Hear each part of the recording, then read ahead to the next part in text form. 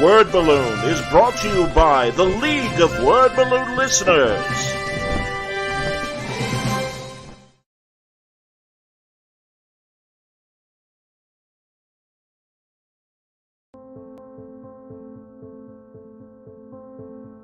Every part of comics and artwork is a form of communication with other people. It's not just here, let me direct my thoughts at you as a dictation of concept, but it's hoping to convince you of how cool you think a visual could be or a story could be. And you're trying to communicate ideas, and in one part storytelling and greater part just graphic impact. You're hoping to relate a sense of energy, urgency, and enthusiasm to people, that there's a lightning of spirit that comes out of superheroes that has always worked for me, that it isn't really about the practicality of what they might do, it's not the practicality about grown men punching each other in costumes. It really isn't about that. It's a visual metaphor, and that metaphor could be for a lot of things, but it's mostly just about the energy and enthusiasm that can be found in the fun of life.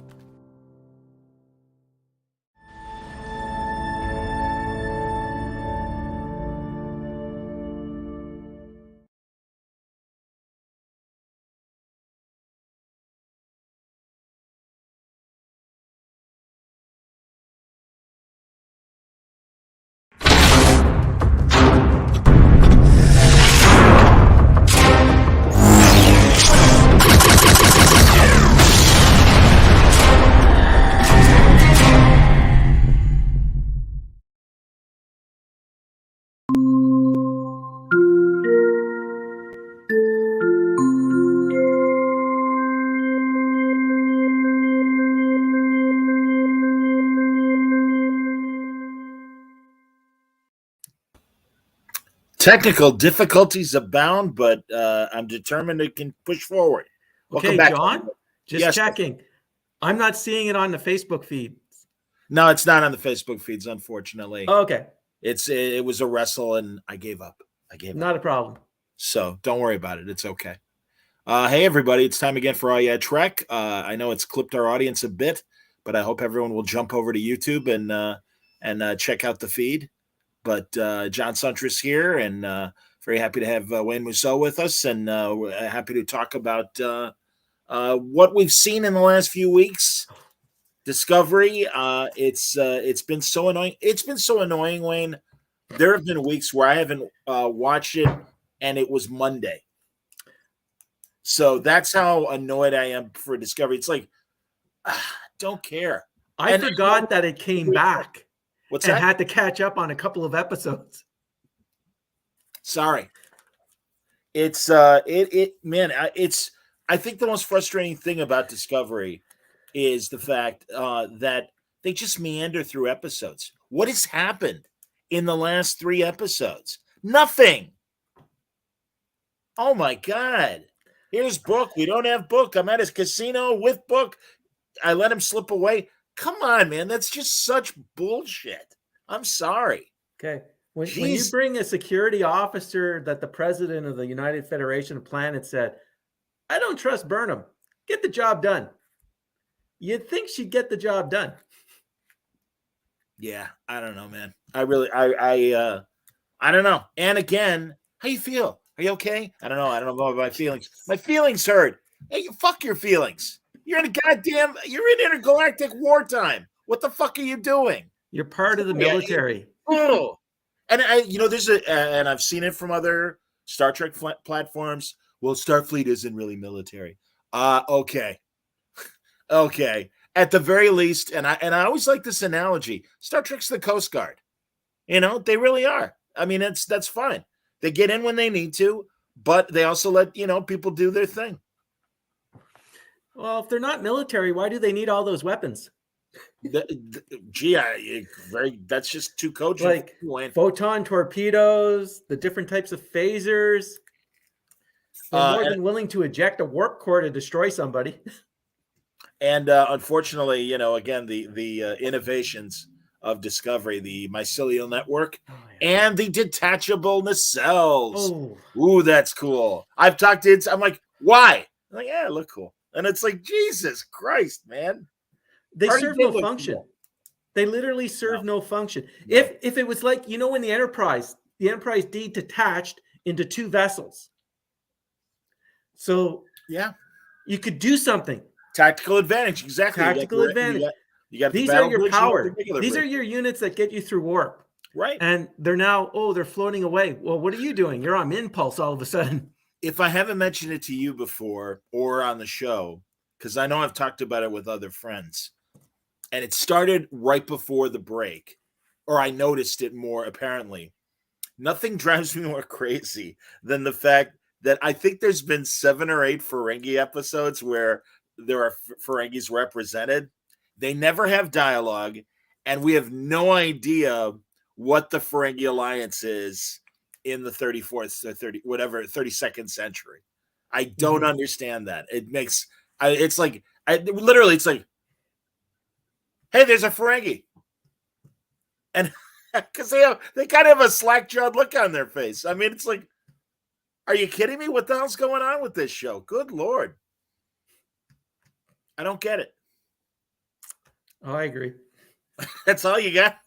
No. Okay, with the Ferengi, again, there's all these member planets that's starting to grow, and you would think you would try to highlight someone like Journey to Babel.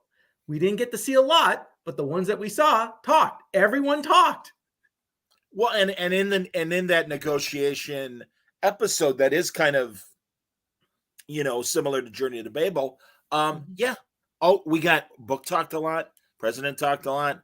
Earth. Hey, we're Earth. We're still, we're still sticks in the mud. We still hate everybody. How you doing? We're Earth. Back to you. God. And I can't wait to talk about Picard because clearly they got the memo. Yeah. But anyway, let's stick with Discovery. I'll even be honest, Wayne. I don't even remember why Janet Reno or Jet Reno is, and seriously, that's a mistake. That's not a dig. I apologize because given my attitude, that can so sound like a shot. I swear to God, that was not a shot. Jet Reno. Why is she all of a sudden with Book and okay, other guy? This is the funny part. When they were fixing the food replicators on the different decks because they were making steamed bananas. Yes. She comes back to the engine room, and Tarka was still there. He was hiding when she came in, and then she heard him rattle. You're hiding. You don't want to make a noise, but you make that one little noise, and then the serial killer finds you and stalks you around the corner. It's exactly the same image of a serial killer stalking you around the corner, and then she finds him, and then he had to take her. How long is it going to take for anybody on Discovery to notice, hey, we seem to be missing a member? Oh, and the other thing, if Zora is supposed to be this super highly intelligent, sentient computer system, it was almost like they were on Discovery for a couple of hours, sort of, hey, let's I want to go see you for a minute. I want to go see you. Like, it didn't sound like it was something that could take, like they were in and out. Oh no, Book wants to talk to the Earth president. And then don't know what Tarka was doing running around all over the place. But you would think she would go, hey, there's something wrong. Or especially when Janet left. No, Jet. You got me saying it now. I get you doing it. I apologize. Yeah, when Jet left Discovery, right off the bat, bells and whistles should have happened at that point because, hey, a member of the crew just vanished.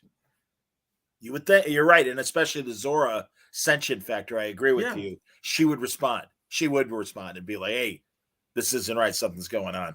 Again, it's this incredulity as far as what they think is, it's okay. I'm writing it. People will accept it. I don't know, man. Maybe we're nuts. Clearly we're nuts. But I feel like I'm so glad you've got a list because truly, I kind of feel like the old man that's been pelted by snowballs and is, like kind of gave up and is in a heap and they're still throwing snowballs. Oh, remember, I sent you a list of just the quiet rants I had. Feel free, Wayne. I could bring it up, but it's your list. No. You can bring it up. Bring it up. That's fine. I'm gonna find it. Is it under Messenger? Or is it phone? Yeah, it's in Messenger. Is it to the three of us, or is it to? No, I did it to Mitch, and then I did it to you because I wasn't sure how far you were up on it. And then again, I just didn't want to spoil it because I was just going on that was me ranting. Fantastic. I sent these thoughts to Mitch. Yeah. All right. When Burnham had talked down Book from initializing the weapon, she should have sent a squad of security personnel to secure the weapon and retrieve the spore drive, which was her mission. She may have trusted Book's word not to deploy the weapon, but Tarka has proven himself to be unreliable. Absolutely.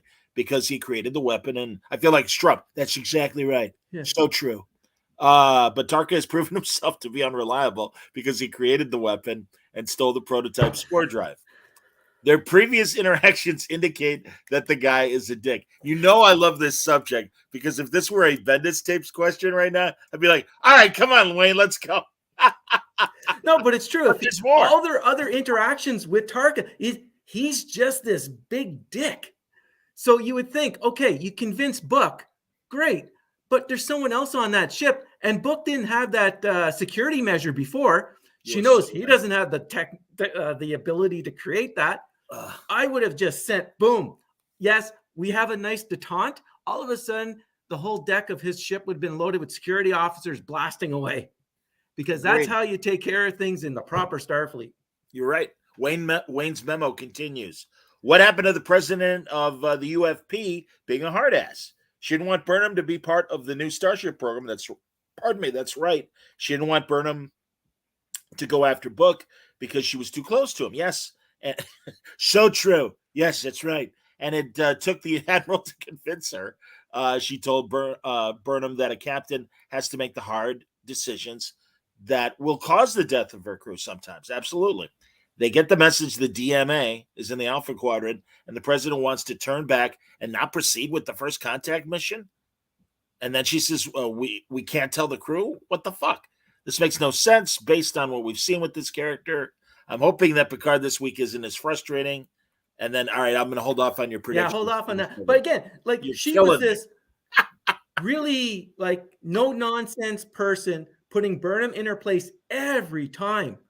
And then she sends a person on her crew to say, you know what? I still don't trust you. You're not going to pull the button if you have to push the button to take out Book, because they'd rather lose the spore drive, the prototype spore drive, take out isomite weapon, and as opposed to letting them run around free. And then all of a sudden, oh, you know what? Hey, you're right. I love you, Burnham. You're my best buddy. Like she turns 180 in that not this week's episode, the previous week's episode, and it's just going, what? It's because it's Michael Burnham, and everyone is in awe of Michael Burnham for a millennia. Yeah, from the 22nd century all the way to the 32nd century. Yes, and as the president of the United Federation of Planets, again, the whole needs of the many outweigh the needs of the few. Yeah, okay, your family's going to get obliterated. But you know what? There's other families out there, and you have to make the hard choices. She said that to Burnham. You have to see people die and accept the fact that you cannot save everybody. So she shouldn't say, oh, we should be turning back. She should be saying, let's get there faster. We need to make this contact. It's a pleasure to not have this laundry list, Wayne. I just boiled down to, like I said, it's just infuriating.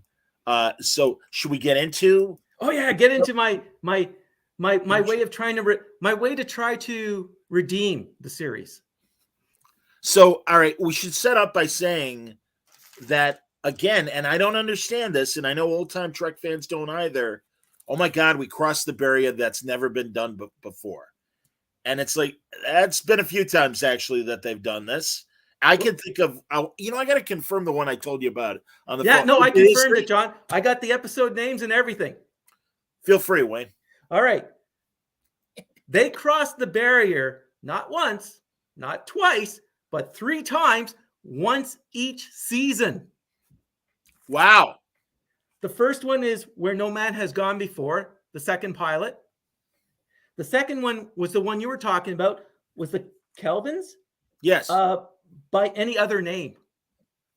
When the Kelvins were on our side of the universe and needed to get back. Right. They were playing around with the Enterprise. Right, And correct. That's the one. If everyone doesn't remember, that's the episode where they're on the planet. They meet the Kelvins. The Kelvins turn 2 red shirts into cubes. They turn one back and they crush one, and it turns out the one they crush is the one that Kirk was sleeping with. Oh my God! Look at her. She's nothing but dust. Yeah, exactly. Oh well. On to next week's conquest. So actually, this week's, because he had the blonde, the Kelvin blonde. Yeah. What is this thing called Kiss? I love that. That's this is where I love Tracy from SNL, Tracy Morgan. Yeah, and Astronaut Jones. You know that's where what is this, Earthman? What is this thing called Kiss? Let me show you. Yeah, and that's also the it's great with the Scotty episode where he gets the guy drunk. Yes, exactly, and also the great exchange, and it's a callback for the Next Generation Scotty episode when he's like, "What is this?" and he's looking at it and everything. It's green. Yeah, and then the third one is a Medusa episode. Is there Truth and Beauty, where they went through the barrier? Because tell me, when the engineer looks at the Medusa, he goes insane. He modifies the Enterprise and takes it beyond the barrier. Wow, man, you know something? I started watching that episode again a couple times because of Prodigy. Yeah. And the fact that there's a Medusan on the Prodigy crew, which is truly one of the best things about Prodigy, is showing a callback alien that had that one shot in the original series, and it's a fantastic. I think it's one of the better third season episodes, frankly. Yeah, and it's still weird. Yeah, and it's a weird, but again, they crossed the barrier again. Also, in Next Generation, they crossed the barrier kind of with the Traveler in the first season. Oh, was it definitely the barrier? Yeah, they said they went beyond the barrier to the edge of the universe. Well, and also we didn't mention obvious. Well, I guess you're saving it for your prediction. Yeah, I'm going to save it for the prediction. All right, fair enough. So they've crossed the barrier a few times, so that by the 32nd century, you'd think, I know this happened. And I know it happened to one ship 3 times. True. Totally true. Crazy. Yeah. Yeah, no, I thought I'd go back because I did a little Google search for the Great Barrier episodes, and one each friggin' season. That's just amazing. Like, oh my God. It's like, okay, guys, in the writer's room, need an idea.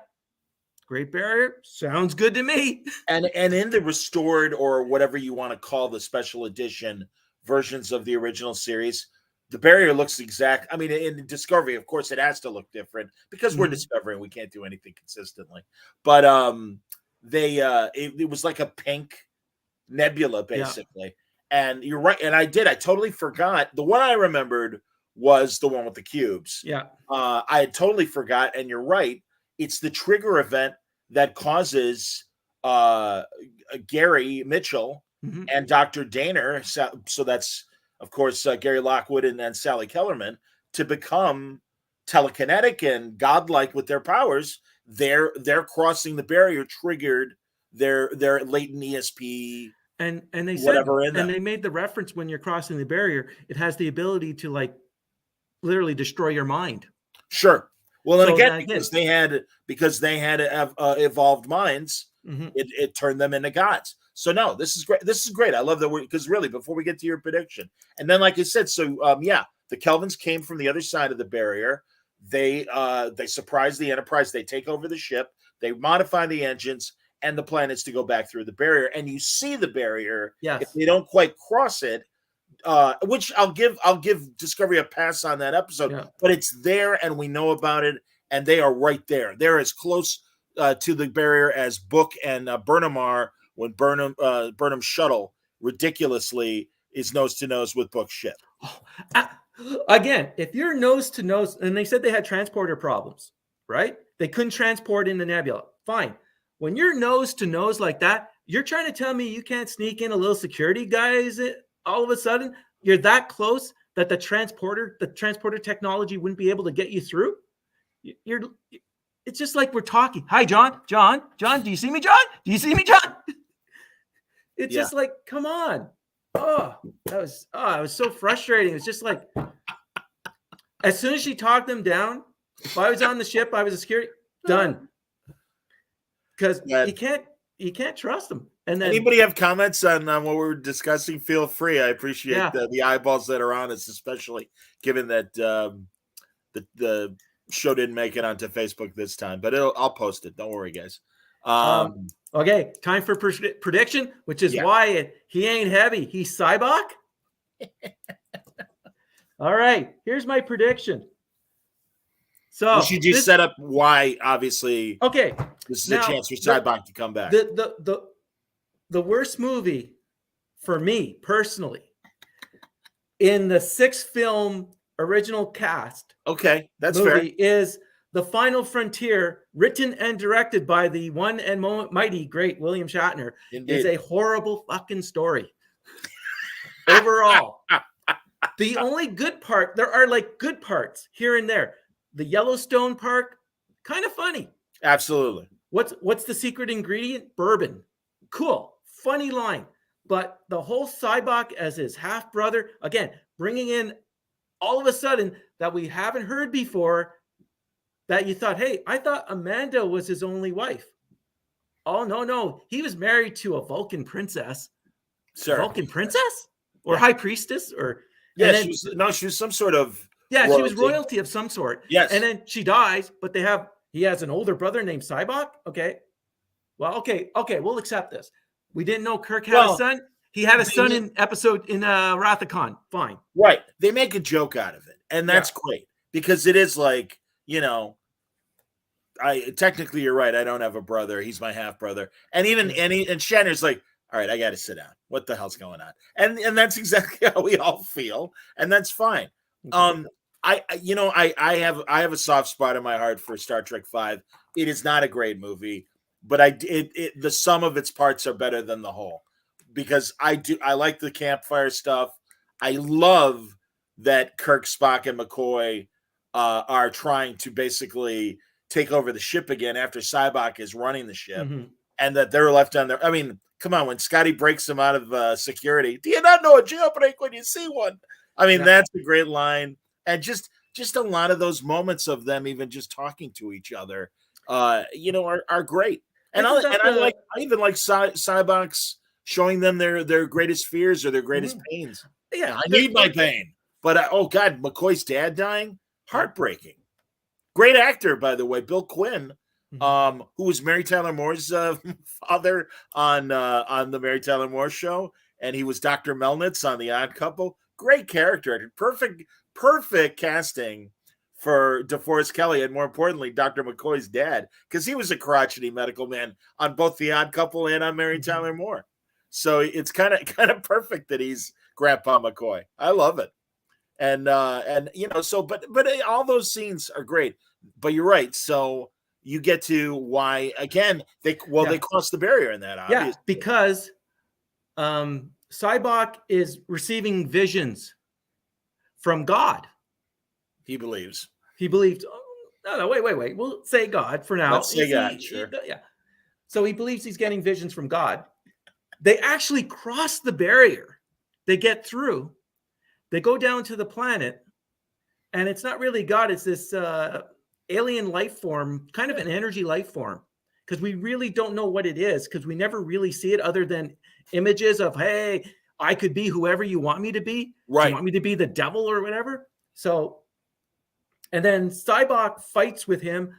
They go back and forth. It's almost like the black and white episode where they're fighting together, the two halves. Oh, very good. Yes, let it be your last battlefield. Yeah, so there's something like that where, again, you're seeing images flash and forth, but we actually don't see Cybok dying.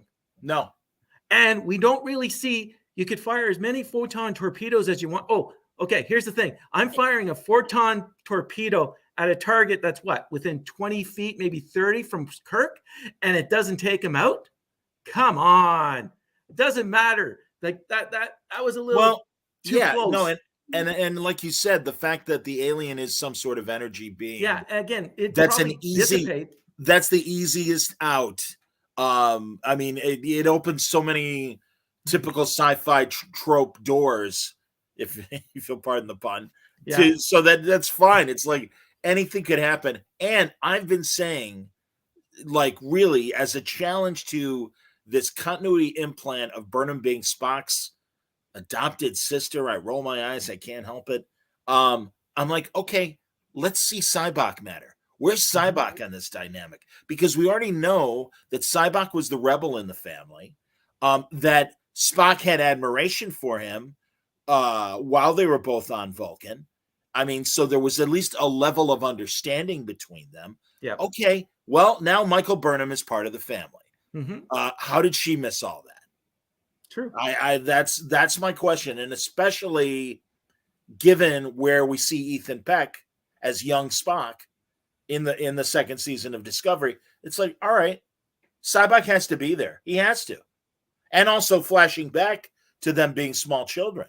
Mm-hmm. So unless Sybok was like 20 and Spock was 5 years old, how did Burnham miss Sybok? So it'd be, honestly, I would be thrilled if you are correct. Oh, this is just me being sarcastic. Oh, honestly, yeah, but honestly, there's the YouTube channel, the Popcast. Yeah. Has, in both the cases of Discovery and Picard, made very interesting theoretical, maybe this is where it's going to go. And they did an amazing one on Picard with, I believe, just the information from the first trailer of the first season.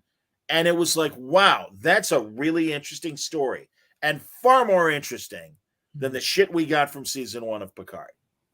So I'm like, all I can say is, I hope you're right, because that would be fantastic. And I will be the first one on this very show to go, well done, Discovery people. I did not see that coming. All I'm confused with is why you don't seem to know that the barrier has been crossed like 4 times. Yeah. So my prediction is Sybok will greet the crew of Discovery and negotiate peace with Species 10C. And of course, if you're going to have them negotiating peace, you have to have with "I'm Not in Love" playing in the background. Why? If you get the 10cc joke, you'll get that. Oh, no, I'm with you. I didn't know. Are they called 10? They're not called 10cc, are they? Yeah, they're called 10. Oh, no. The species is 10c.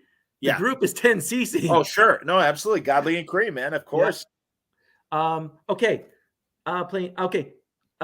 This will tie up any loose storylines from Star Trek V: The Final Frontier. The entity, Species 10C, created the DMA to mine the universe to get materials to build a starship to cross the barrier, or some type of vehicle to cross the barrier. So we know that it was an energy being in Star Trek V. We know that there's no type of known communication with this current species other than the last episode, where it was based on like pheromones or scents that could give you ideas or emotions or feelings of what's happening, which is, it's legitimate. That is a language. We have it in the animals in our own society. But I'm wondering if we can get into this, whatever the entity was in Final Frontier is the one that's leading the cause with the DMA. That would really. Right. Agreed. No, that's what I assumed you meant. Yeah. That yes, if they are the 10C, if the 10C are the god from Final Frontier, sure. No, that would be a great way to tie into an old plot line from a movie, and then just sort of bring it around for a lowly regarded movie. I mean, that's yes. Chris Cantwell, the Marvel writer and television and film writer. I just talked to him on Monday, and we were talking about Star Trek. And now I just totally lost my thought. What was I going to say regarding that? Jesus. So, man, boy, I'll tell you, karma is just working against me today. What were we literally just talking about regarding the entity tying up Star Trek V? Right. Oh, yes. Well, tying into continuity that you would throw away. I'm back. As I said on the most recent Trek Watch episodes, and I know it's been a little while, I was reading those 3 novels that wrapped up the novel continuity, and the aliens and the bad guy aliens in the novel continuity. And this really doesn't spoil anything, but they are the same aliens from the 2-parter that led into the 6th season or the 7th season, Time Zero, where Data's head gets blown off in San Francisco, and you got Mark Twain, and this is when Picard first meets Guinan and all that, or she meets him for the first time. Those aliens are the big bads in this last 3 novel story. And all of a sudden, all the exposition from Time Zero explaining the aliens and their motivations is all legitimate backstory to this novel. And it was like my brain was a Rubik's Cube, and all of a sudden I got it. And it was just amazing. And I'm like, holy shit, this is fantastic. Because knowing that they were the aliens, I'm like, oh, let me rewatch the episode. That's what great writers do. And honestly, that's why I love this, Wayne. I know you're messing around with this theory, but it would be fantastic if that were the case. And again, a lot of us, I mean, I'll say it myself. I always feel like my solution to how to end Voyager would have been much more satisfying than Endgame, which I like a lot. I really like that 2-hour thing. I thought it was fantastic. But that said, I really wanted it to be almost like an inside-out version of Deep Space Nine, where instead of 10 parts of the Dominion War, Voyager gets home in mid-season, and all of a sudden there's a big Starfleet inquiry. And it's like, yeah, great, welcome home. You're under arrest, you're under arrest, you're under arrest. Take the Borg for closer examination. I want all the Maquis to explain some past crimes. And all of a sudden you've got like a naval inquest week after week. All right, tell us about this situation. Tell us about this. Here are all these different ways that they what's the right word? Violated the Prime Directive in the Delta Quadrant and stuff like that. That would have been interesting. And then, pardon, real fast. Also, in addition to that, as a framing work, the B stories would be, okay, everybody's back on Earth. Harry, what happened to his fiancée? Janeway, what happened to Mark, your boyfriend and your dog? How awkward is it for Tom Paris and Admiral Paris? I mean, there's everybody. B'Elanna's got to have human relatives beyond, we hear about her father and everything and her mother. So there's a real, or even accepting B'Elanna as Tom's wife. I don't mean it doesn't have to be any overt racial thing, but it could have been. I mean, who knows what Admiral Paris could have been like. Again, I just think so many story opportunities instead of, hey, we're here, so now I'm done. Go ahead. Yeah. And piling on to what you said, talking about the court martials. If there's a court martial, that would indicate some type of military presence, some type of system in place. Like Starfleet Academy is run like a military academy. Starfleet's run like the military. You're not going to give ranks. Right. You're looking at the different ranks. It's a captain that runs the ship or a commodore that runs the ship. And then orders fall down. If they're saying that Starfleet is not military, it's run like a military. Of course it is. No, absolutely, man. Yeah. Good Lord. I mean, and, some of those great episodes like Court Martial in the original series and the Drumhead in Next Generation.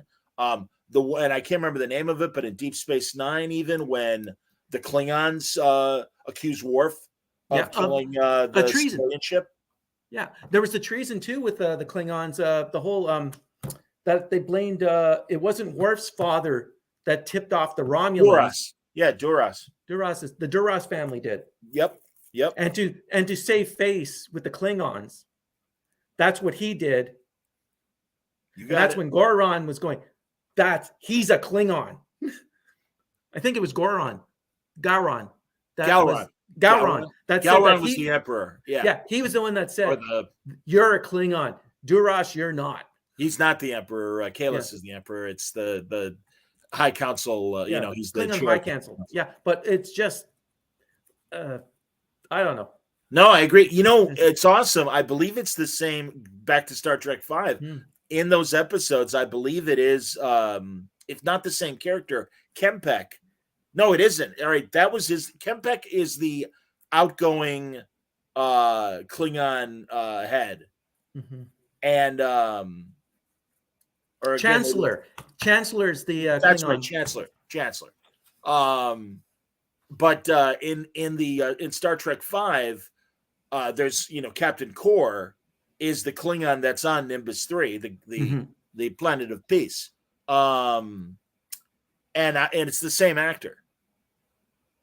I'm reasonably certain it's the so. same actor. Again, Memory Alpha will correct me or confirm me, but I love all the, again, Star Trek is political. If it's not militaristic, it definitely is political. And that's, again, I just wish Discovery would hit that harder. And I've been disappointed in their lack of follow through and their limited scope of what they want to talk about. They're happy to talk about the president of the Federation. They're happy to point out Earth is wherever. But again, hey, there's a Ferengi. What do they think? Hey, there are Andorians that I assume are not renegade Andorians like we saw in season 3. What do they think of everything? It's like, just go around the horn, for Christ's sake. I don't understand why they don't do that. Some of the best next gen episodes in DS9 is the politics behind the machinations behind each of the governments trying to one up one another or stay in power. Well, and even episodes where you don't see everybody, there's a little message of, we're still trying to get the Romulans to join us against the Dominion, or Beta Z got hit by the Breen in the middle of the Dominion War. Shit like that. It's like, okay, like, it's we know this galaxy exists. You have reopened this galaxy after your bullshit with the burn and dilithium and all that crap.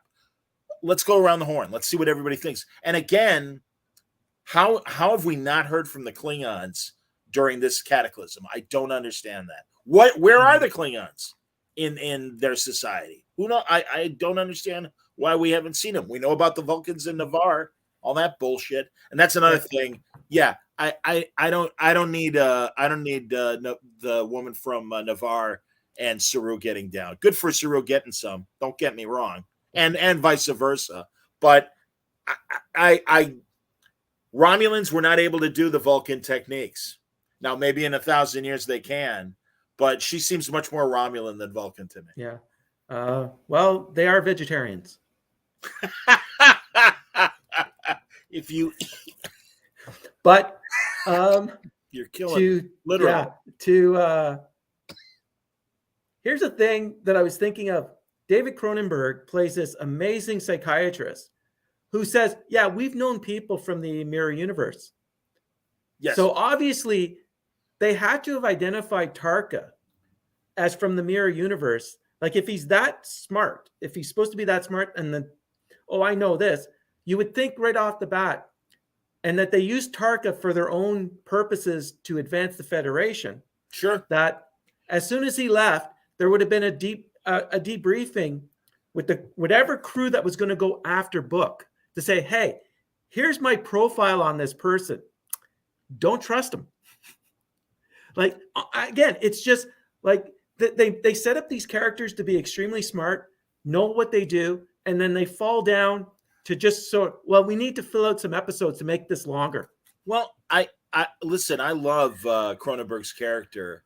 However, what does also frustrate me is the way they've clothed him and dressed him with those hard horn rims and stuff.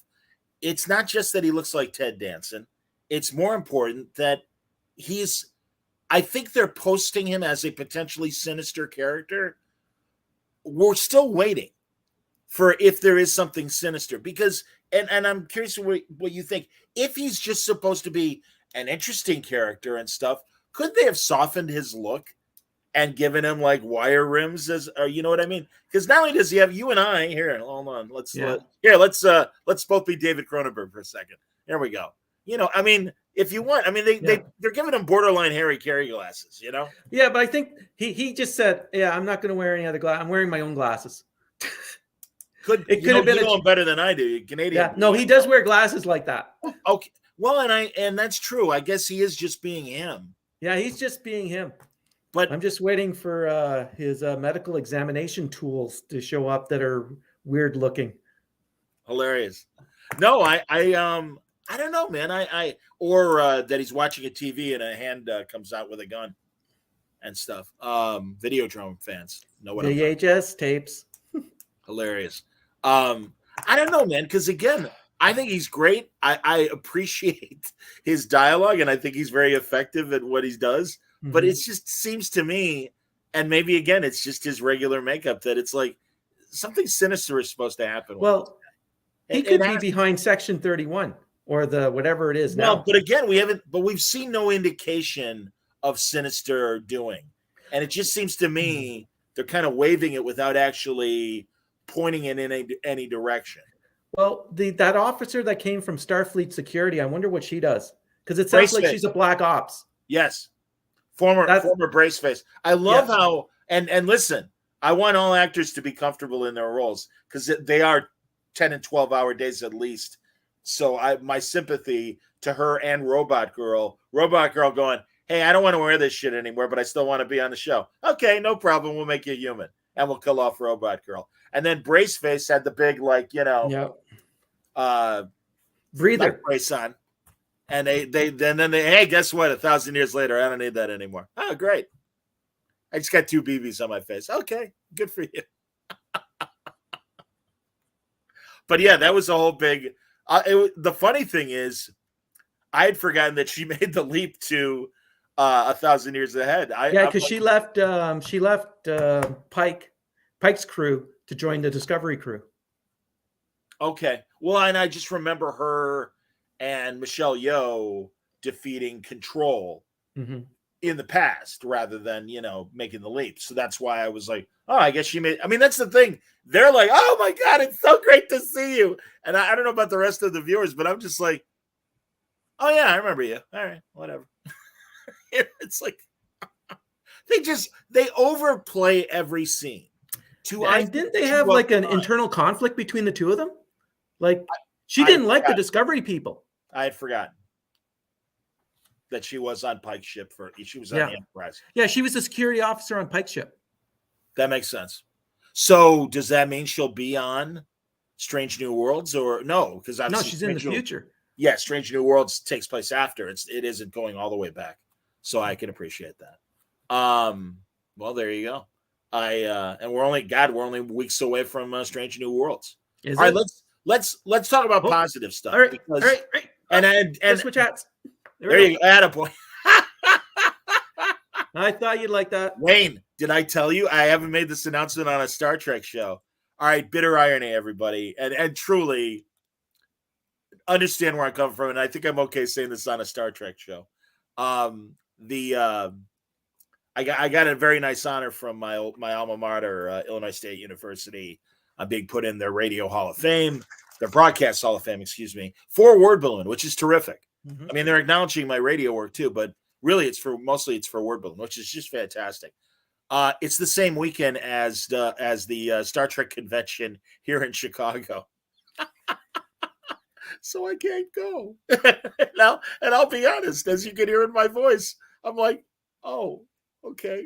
Well, of course I'm going to go to Illinois State and, be honored, but can't we, can I figure this out? And it's 2.5 hours away from Chicago.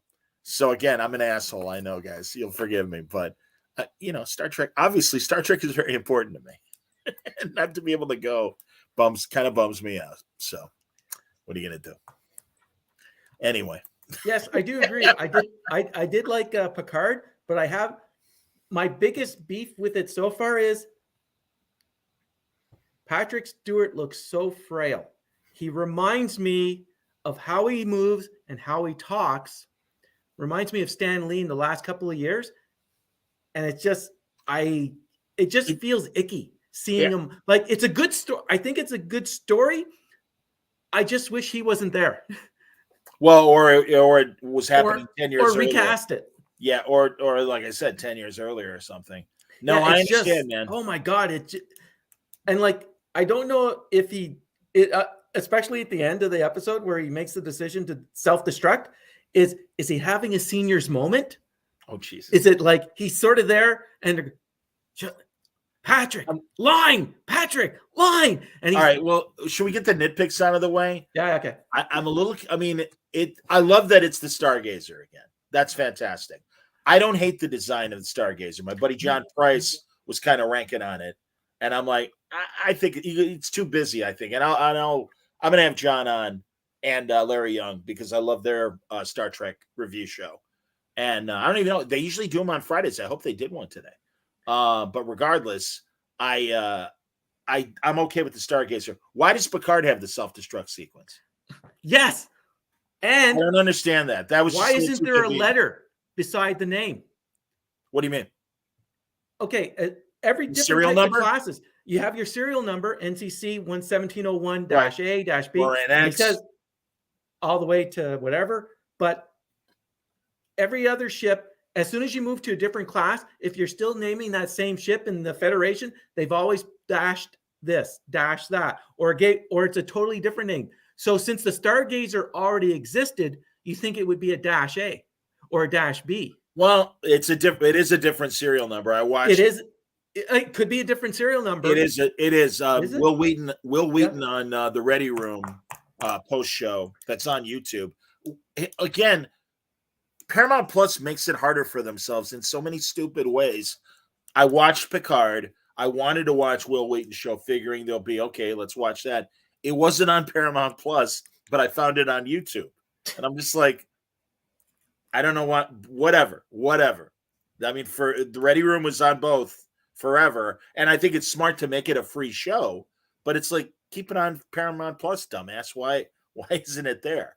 So, but they acknowledge both the original Stargazer's serial number and the current Stargazer's. But it almost looks like the original. Like the design is similar. Oh, no. By and in fact, they have a big segment about the design of the Stargazer, of the current Stargazer, as an homage, and they show both to the original Stargazer, which also had 4 nacelles, but it does look radically different. I mean, the old Stargazer, I was never crazy about that design. Mm-hmm.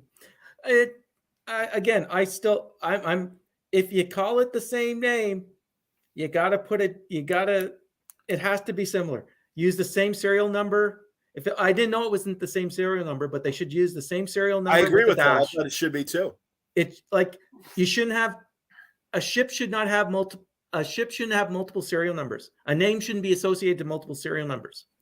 Then it'd be crazy. It'd be all this confusion of you could have multiple enterprises. You're right. You would think that legacy ships would keep the number and then include an A or whatever, and also truly, if anything, have more logs and whatever research was done on the previous ship as part of their own database and everything. Yeah, because if you're going to use, I'm out to help you never say the serial number of the ship.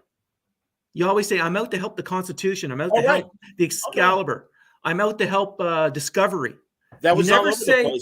Yeah. You never say the serial number. You say the name of the ship. Yeah. No, we got that. We got that in this first episode. Yeah. Well, and that's a great note. Those are two fair. That's nitpick. But again, the answering like Haman is. I know that Patrick Stewart is old. It's just that it's really, it's. If you've been to a lot of conventions like I have, seeing Stan Lee, it's just the same feeling. Like it's Shatner. Like you're dragging this guy out just to get a name, just to put something to your shiny new object. Shatner is 10 years older and has a lot more energy, it seems. And I wonder if that is almost a conscious choice on Stewart, because on the Ready Room interview he did with Will Wheaton, he's a little slower. But now it seems every line takes that much more time to express. With like Richard Burton, for crying out loud. What's that? It's like Richard Burton doing a speech. To be king, power of the kingdom. But I have to say, I liked the first episode, and I can't believe it, because as we all know, I'm the first one to complain about how frustrating Discovery has been. But I really enjoyed it. It felt more like Star Trek.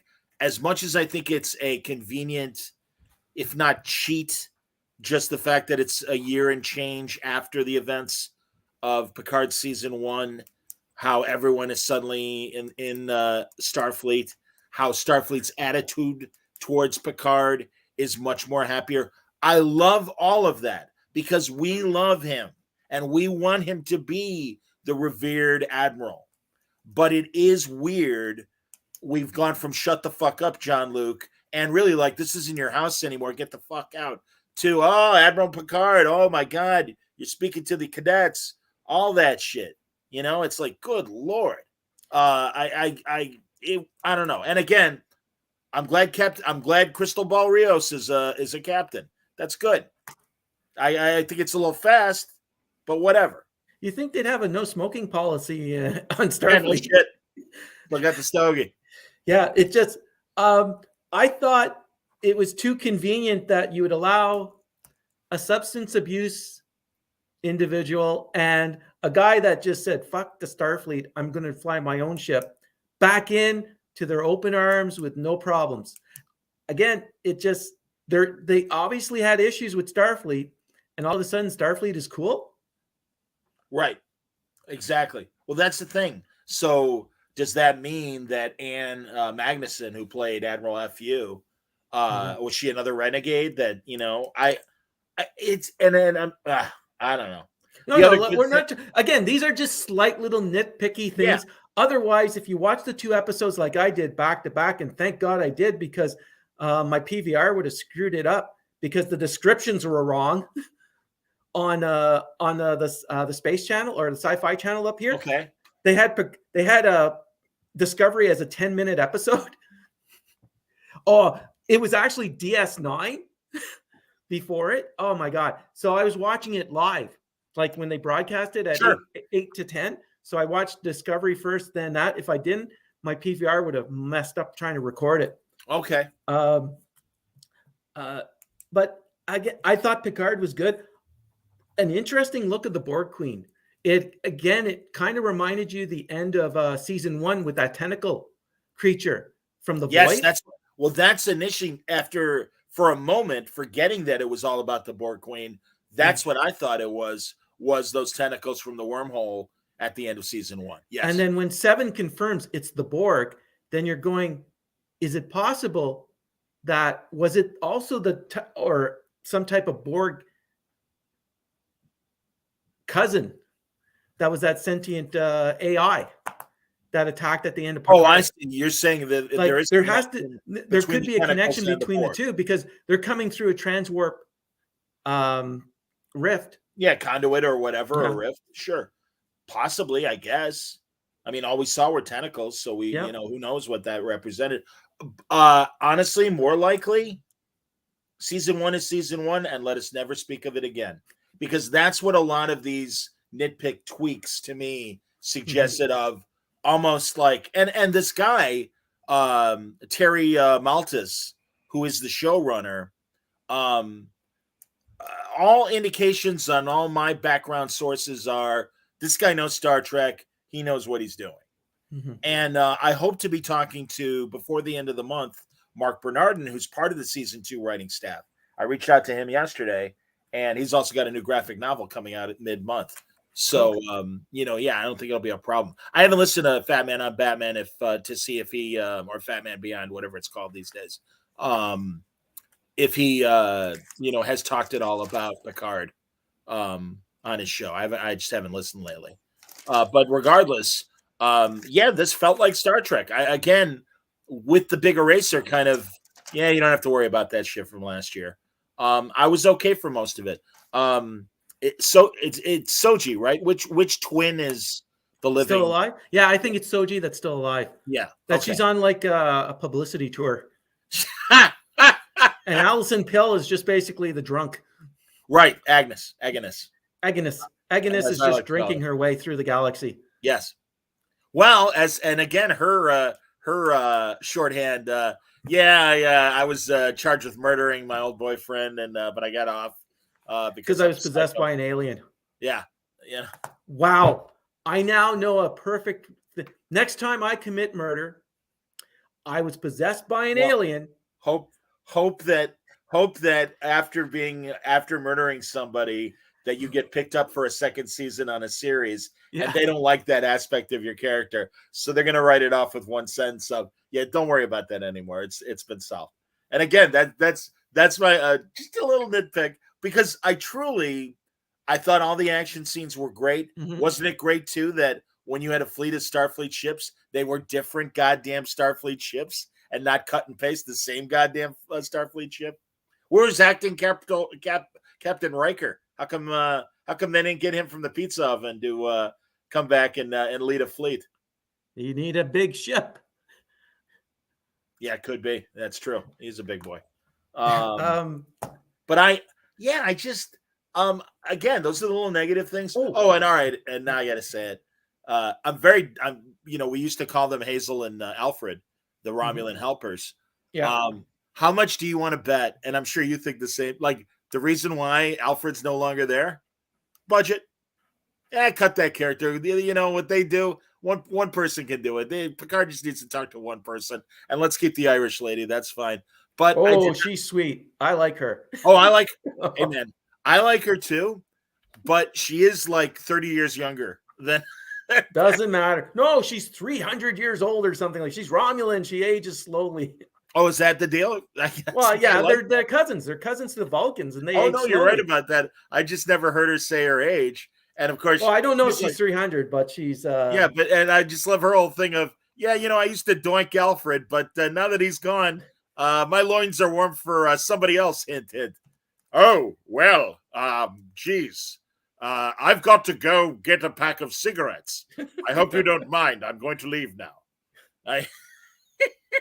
Man, that was stone cold, man. The son of a bitch is lip length away from her, and it's like, maybe not. Maybe I need a warm.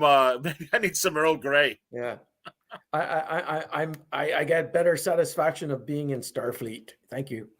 Yeah, no, exactly. Yeah, duty calls. Duty calls. That makes Kirk look that much better when he left Antonia for Starfleet, as we know, 9 years ago. Well, we don't. I think we get Beverly this year.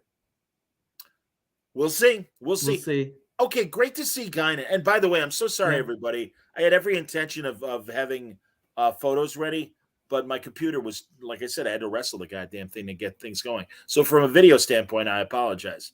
But audio, you don't care. Great to see Guinan. I don't know why. I was expecting Guinan to show up much like she did in yesterday's Enterprise after shit was fucked up. Mm-hmm. As opposed to, hey, how's it going? Whatever. I mean, I love her, and I'm thrilled Whoopi's back, because that is a legit relationship that you could pick up like it was yesterday, and these people know each other, and it was. I mean, again, I love seeing her. I just thought it was soon, because something's bothering you, and it's like, what's bothering you? What I liked was, I think this is the first time we ever heard the name of her species. Agreed. Because I don't remember it in Next Gen or in the movies. No. But this is the first time they actually mentioned what species she was, because we weren't sure what her connection was with Q. Because her and Q knew each other. Yes, their races did, certainly. So, and he makes a big, they're I love when they literally are squaring off like two boxers. Yeah, they are. Yeah, just okay. There was something too goddamn funny.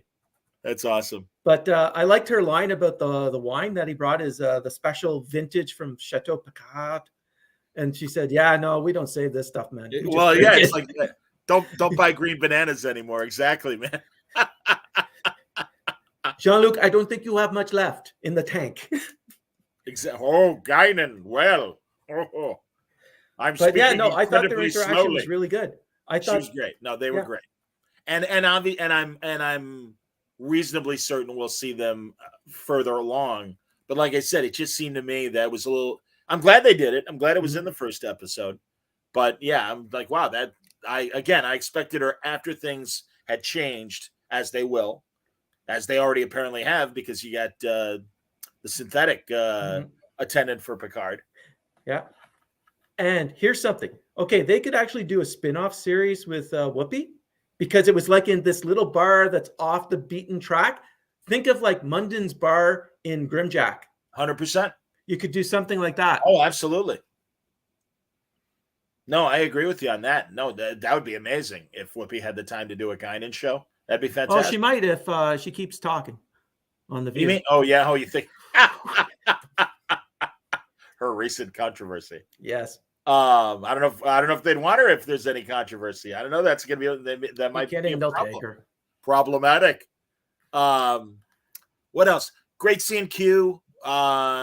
Wish there. I'll be honest. I wish there was a little more Q. I mean, obviously, I think we'll get that's next episode. But they on Wheaton's show. They have the scene where Picard actually said, "Sorry, people, if it's a spoiler, but it was in the trailer, kind of. I'm tired of your bullshit, Q." But he says bullshit, and it's like Jean-Luc Picard doesn't need to swear. Okay, I'm sorry. He's a gentleman, and yeah, he's tired of all the nonsense. But that's all he has to say. Come on, now, man. That's exploitive bullshit. I'm sorry. See, that's CBS All Access swearing.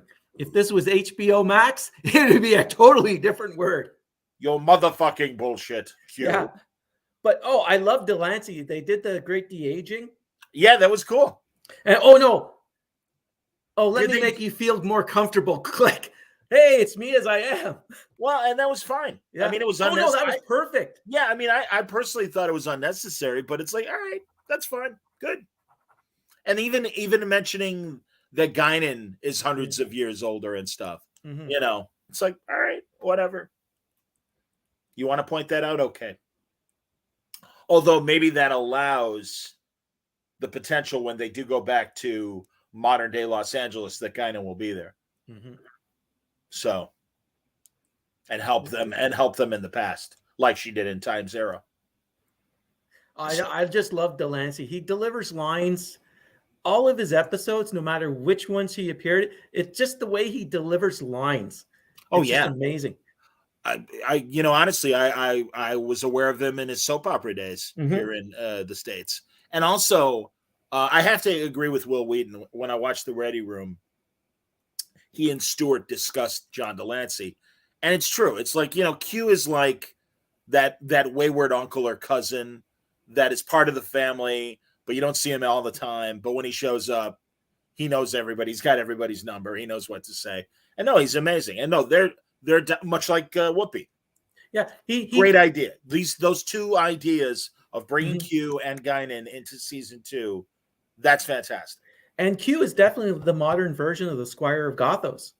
Oh, 100%. He's in the novels. Yeah, they say that Trelane is a Q, and and that Q himself, Delancey, might be Trelane's father, or if not his official father that we see in Squire of Gothos, perhaps that Q hooked up with another Q and had Trelane, and it's and that's even though Trelane didn't know who his father was, Q knows he's his father. So, which I love. It's a great Peter David book. If you don't know that one, yeah, I do. I love that book. Again, it's just there's something with and their interaction between the two of them, between Stewart and Delancey, is amazing. Yeah, just like Stewart and Whoopi, just absolutely. No, again, and I even like the Crystal Ball crew a little bit better. Although, again, another like, all right, let's not go back to it. I'll be impressed if they do, and maybe not this season. Maybe they'll do it in season 3. But like, all right, how does what happens with Raffi and her son, and her their I don't even know if it was a Romulan wife or a Vulcan wife that he was hooking up with that was pregnant. But where's all that drama? Apparently, there's a audio drama that Jerry Ryan and forgive me, I don't remember Raffi's real name, the actor, Michelle Hurd? Yes, Michelle Hurd. Yes, okay. That Hurd and Jerry Ryan made together that kind of bridges Picard season 1 and the fact that they're separate in season 2, even though all we got in season 1 was that stupid hand-holding moment at the very end of the show. Whatever. Okay. I got no problem. You want to make them a couple? I'm okay with that. Whatever. Ship them as much as you want. Exactly. I don't care. Just tell a good science fiction story. That's all I want. It would be nice for a change. I completely agree. You know what? I kind of watched a couple of the old animated series and just going, man, whatever happened to good writing? Well, they had hardcore sci-fi writers. Larry, I know. It's just, and they had writers from the series. It just, I don't think science fiction doesn't really translate to like soap opera or drama. Oh, I don't know about that. If you come from a drama background, and I think a lot of the writers they did on Discovery and are like that's definitely true that they are soap opera writers. They're not sci-fi writers. No, they're not sci-fi, and then it just lose that element somehow. Oh, 100%. No, I wish they were more science fiction inclined. That said, there was enough soap opera in like Babylon 5. You know, I mean, and yeah, but Straczynski knows how to write. Well, okay, you're right. Hire J. Michael, please hire J. Michael Straczynski. Oh, that'd be amazing. He can write a story. He can the Shadow War. Oh my God, that is it. Okay. Where Enterprise went off the track with the Xindi for an entire season, they could run the Shadow War for a couple of and you were intrigued. You wanted to know what was happening. You weren't getting bored with how this story was progressing. The word is Warner Brothers is considering bringing back Babylon. Yeah, I'm assuming as a reboot. I would adore it if they went back to incorporating the surviving actors. Bruce Boxleitner was amazing as Captain Sheridan, and let's pull that 20-year string as long as we can in terms of his final fate. So, I mean, I love those two green screen, kind of low budget little stories they did after Crusade. Yes. So no, and truly, I consider myself incredibly fortunate that I got to interview Straczynski about his autobiography. But man, I took full advantage of we're talking about everything, and the amount of Babylon 5 stuff that I talked about with him was just great, and it truly is one of my absolute favorites of all time. It's a great show. Okay, that and then again, that if you want drama, and if you want to really pull on people's hearts, follow the Babylon 5 formula. Follow DS9 for crying out loud. Well, yeah, how they could. Yeah, there was soap opera in there with Odo and there was soap opera in there, but they could string a story and make you want to watch it and find out what's going to happen. Sure. With Discovery, like I said, I didn't even know that it came back. And then I was going through Craven going, there's been 2 episodes already? Really? Yeah, but again, as far as moving the story forward, they are beyond running in place. And it's so funny, Wayne, because I've been saying that for years about the CW superhero shows that, man, they've got a big bad. And then all of a sudden, within the last 25% of the season, you get a couple of bottle shows and have nothing to do with the big bad. And it's like, hey, let's go. Come on. Get us to the finish line. This has less episodes, and they stretch shit out to unbelievable lengths. And you know what's weird? I remember hearing that this season was only going to be an 8-episode season.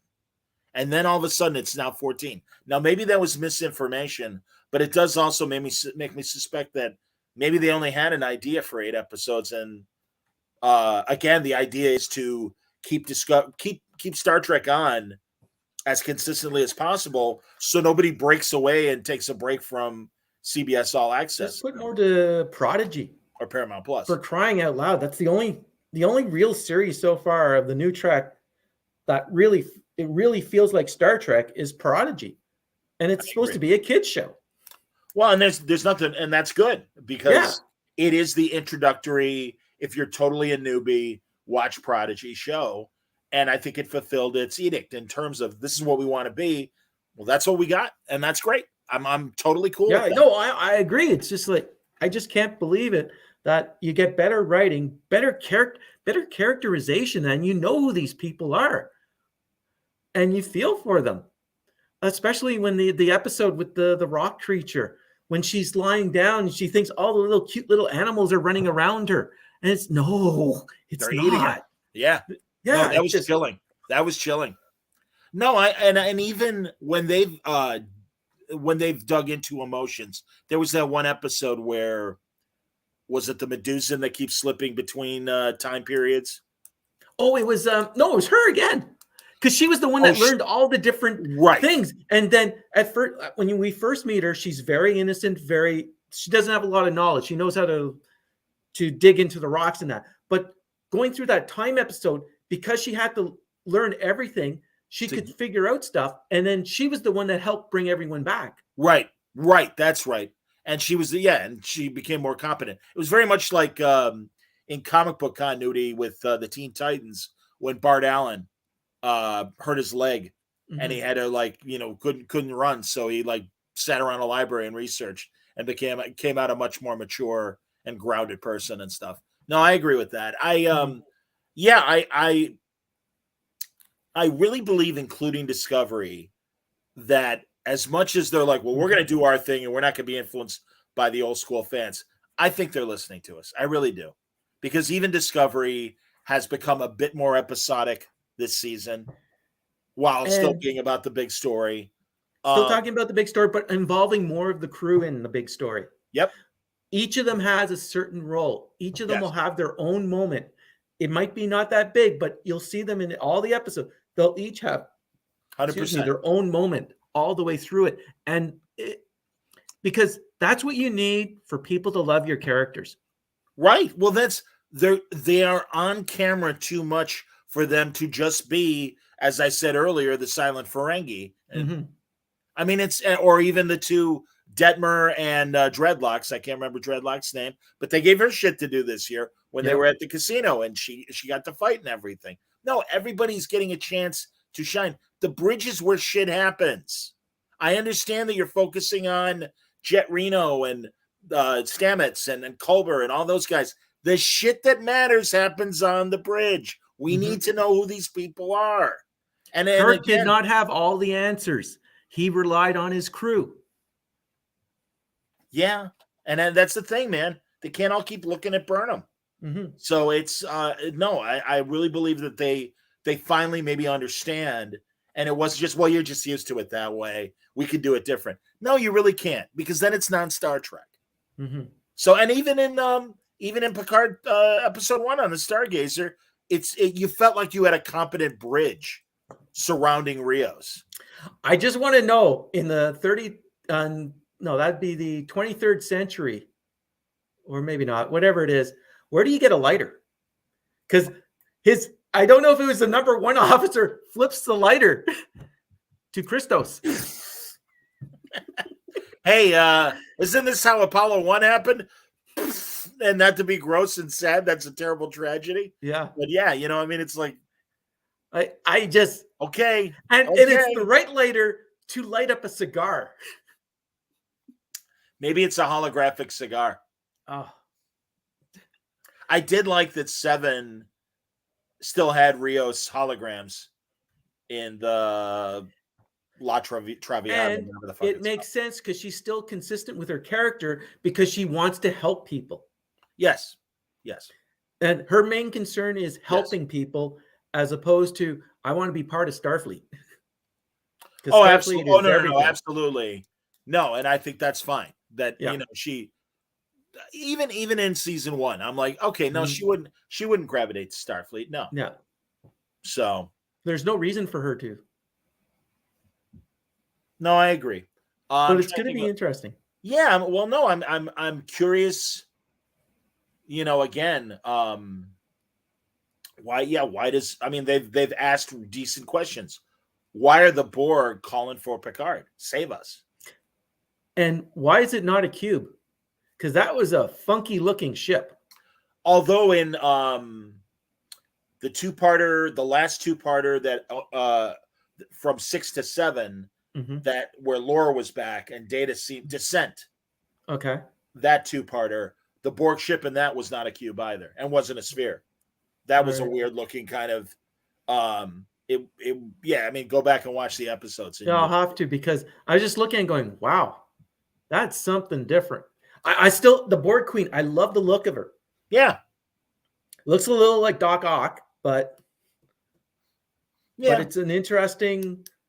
Well, that's funny. I think she looks like Snoke from the sequels.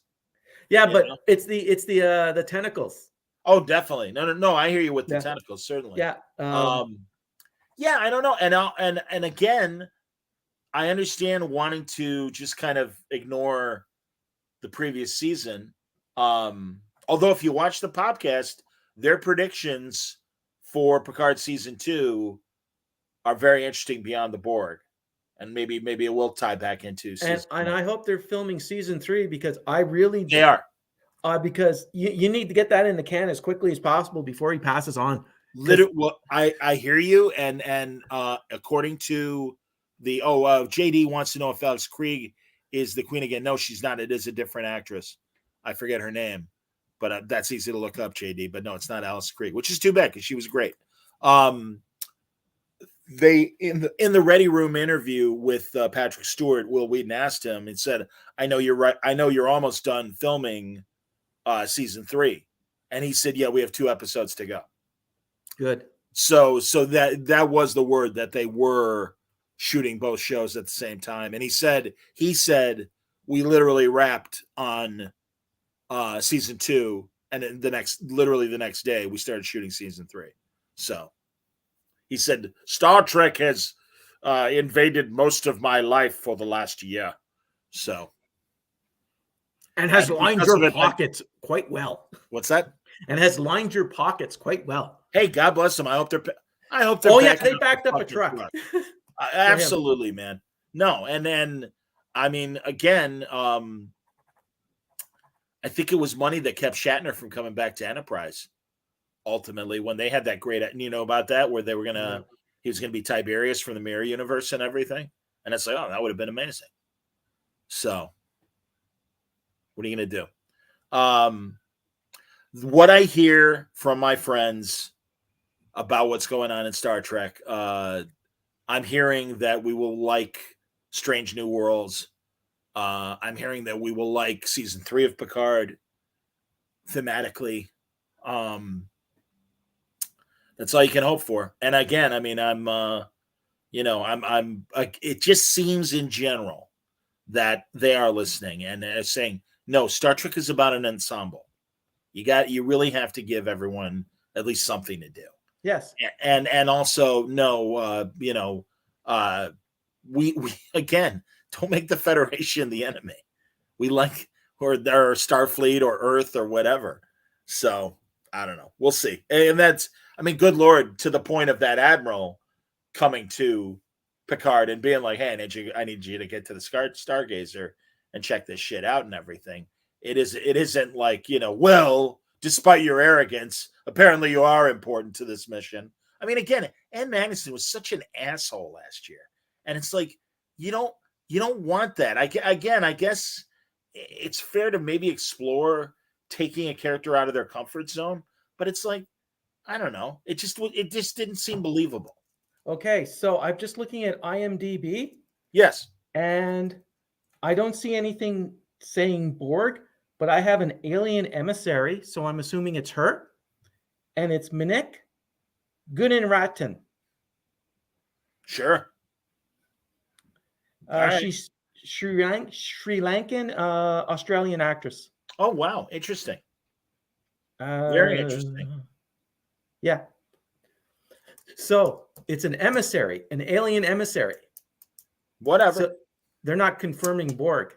Even though Jerry says it's Borg. And the other thing... Oh, there's screen caps out there. Yeah, and they're incorporating the Borg technology into Starfleet. I would think into the starships. You may not want to do that while there's still the possibility of a Borg ship. Because again, it's their technology. Don't you think they can override it? That's one of my favorite Stargate episodes, where they're fixing their flyers with Goa'uld technology, and the one gets Apophis had a tapeworm in one, and they go off into deep space and they can't control the ship because the Goa'uld are still controlling it. Yeah, it's great to assimilate other creatures' technology, but it might bite you in the bum at the end of the day. Well, again, they introduced some interesting ideas last year. Will they go back to them? Yeah, we'll see. So there you go. I really liked the first episode. I have a lot of hopes. I've heard things to the contrary from my friends who have more background information than I do, but I am willing to, as I do with even Discovery, maybe I'll like this one a little bit better. It hasn't been the case with Discovery, but at least it was nice to watch a first episode of Picard and feel like, all right, this is intriguing. You got me. We'll see. Well, yeah, this season of Discovery feels like a Marvel Netflix series that there's just too many episodes. You can trim some of the fat down. Yes, exactly. So, all right, bud. Well, I appreciate you coming on. No problem. Fun conversation. I have multiple hats, so we can do whatever. Well, yeah, you're saving me from what I would have put up as far as any photos or anything like that. But thanks a lot. And everybody, I'm sure we'll reconvene next week for episode 2 of Picard, and we'll see where the drudgery of Discovery takes us next week. But until then, as Casey Kasem used to say, keep your feet on the ground and keep reaching for the stars. We'll talk to you next week.